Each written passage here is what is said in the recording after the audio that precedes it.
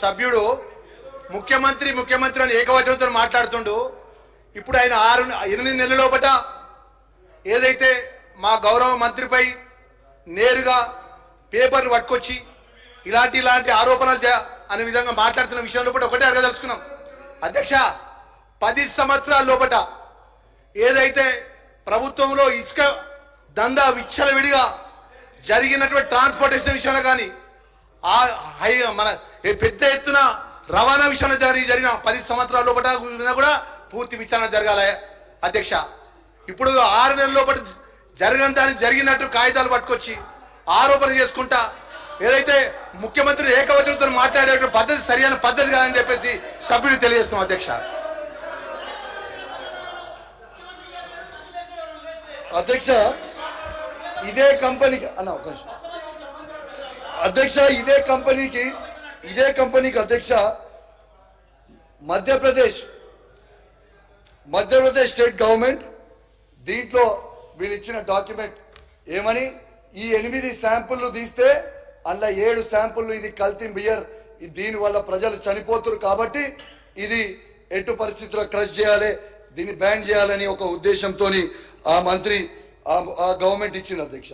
ఈ ఫోటోలు కూడా చూడొచ్చు అధ్యక్ష.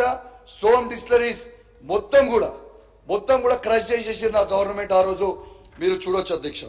దీంతో పాటు యాక్షన్ తీసుకొని అధ్యక్ష ఇదే సోమ్ డిస్టిలరీస్ 575 కోట్ల రూపాయలు ఈ ఇండస్ట్రియల్ కార్పొరేషన్ ఆఫ్ మధ్యప్రదేశ్ కి కట్టాల్సింది ఉంటే కట్టకపోతే బ్లాక్ లిస్టెడ్ చేసిర్రు. బ్లాక్ లిస్ట్ చేసి ఈ నకిలీ బీర్ తయారు చేసే చైర్మన్ గారి మీద కేసు పెట్టి రిమాండ్ కి పంపిండు అధ్యక్ష. ఇదే విధంగా మధ్యప్రదేశ్ ముఖ్యమంత్రి అదే కంపెనీ మీద ట్వీట్ చేసిండు అధ్యక్ష. ఏమని ట్వీట్ చేసిండు అధ్యక్ష ముఖ్యమంత్రి గారు? ట్వీట్, ఈ కంపెనీ చాలా ఫాల్తూ కంపెనీ, ఈ కంపెనీకి ఎట్టు పరిస్థితులు ఇవ్వద్దు, వీళ్ళు అన్ని కూడా ఫ్రాడ్ తయారు చేస్తా ఉన్నారు, చీప్ లిక్కర్ తయారు చేస్తా ఉన్నారు, దీనివల్ల ప్రజలు చనిపోయారు మధ్యప్రదేశ్ లో, దేశంలో కూడా అందరు కూడా అప్రమత్తంగా ఉండండి ముఖ్యమంత్రి గారు ట్వీట్ చేశారు అధ్యక్ష. ఒక 5 నిమిషాలు కంక్లూడ్ చేస్తాం అధ్యక్ష.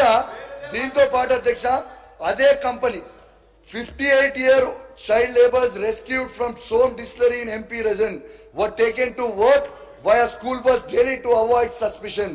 ఏ స్కూల్ బస్సులు అయితే ఆ పిల్లలని స్కూల్ కి తీసుకుపోవాలనో అదే స్కూల్ బస్సులు పెట్టుకొని కంపెనీకి తీసుకుపోయి వాళ్ళతో పని చేయించుకుంటే వాళ్ళది కింద కేసు అయింది అధ్యక్ష.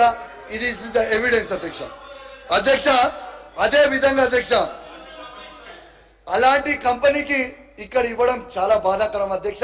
దీన్ని ప్రజలు కూడా అది కూడా మంత్రికి తెలియకుండా ఇచ్చిరంటే ఎంత బాధాకరమో ఒకసారి ఆలోచించండి అధ్యక్ష.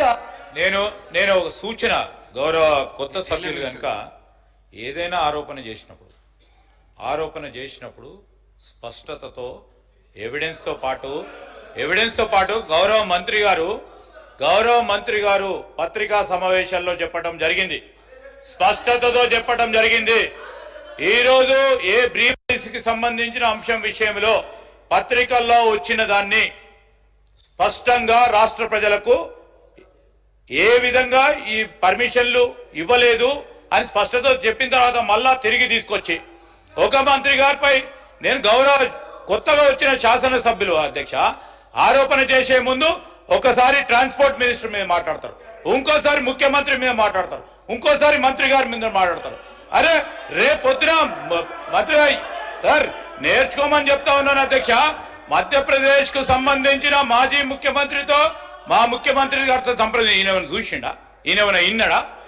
అప్పుడు కూడా ఆయన మా మంత్రి గారు ఇంకో మంత్రి గారితో పోయినప్పుడు ఈయనేమన్నా ఇన్నడా? ఇప్పుడేమో ఈ మంత్రి గారు కూడా మాట్లాడుతూ ఈ విధంగా పత్రికల్లో వచ్చిందని చెప్తా ఉన్నారు. స్పష్టంగా మంత్రి గారు ఇచ్చిన పత్రికా ప్రకటన విషయంలో కూడా స్పష్టత పోతా ఉన్నాం అధ్యక్ష.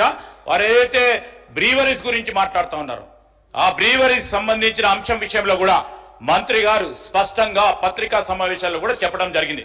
దయచేసి నేను మా సోదరుని కోరుతా ఉన్నా, ఎందుకంటే బాగా ఉత్సాహంగా ఉన్నారు మీరు అన్నట్టు, ఇప్పుడే యుద్ధానికి పోయే క్రమంలో ఉన్నట్టు ఫ్రెష్ గా మళ్ళా తయారై వచ్చారు. తప్పకుండా ఒక స్పష్టతతో పొండి. మీరు మొదటిసారి శాసనసభ్యులుగా అయినారు, మీరు కూడా ఎదగాలని మాకుంటది. మీరు ఎదగాలి, మీరు సైంటిఫిక్ గా రీసెర్చ్ చేయాలి, దాని పరంగా ప్రభుత్వ పరంగా ఉన్న తప్పులను కూడా తప్పకుండా ఎలికి తీయాలి. కాదంటలేం, మేము మీరు ఏది చెప్పినా కానీ ప్రోగ్రెసివ్గా ఆలోచన చేస్తాం. కానీ మీ బురద చల్లుతాం, ఇక బురద చల్లుతాం, ఇక కాదు మీరు అందరు బురద చల్లుతాం, ఇక మీరే చూసుకోండి అంటే ఆ విధమైన వైఖరి సరికాదు.